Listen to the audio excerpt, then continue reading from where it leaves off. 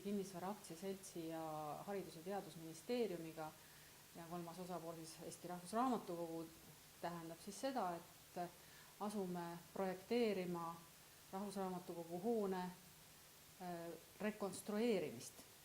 Ja plaan on siis selline, et projekt saab valmis järgmise aasta taasiseseisvuspäevaks, siis augustis 2020.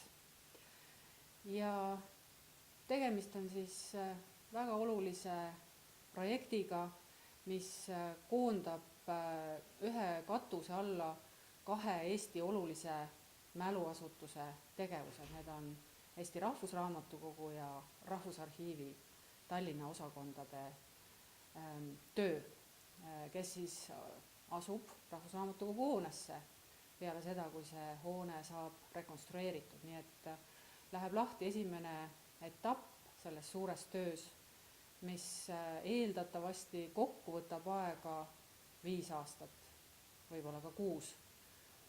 See hakkab selguma nüüd ka siis projekteerimise käigus, kui palju kulub aega, kui palju kulub eeldatavasti ka raha kõige selle peale.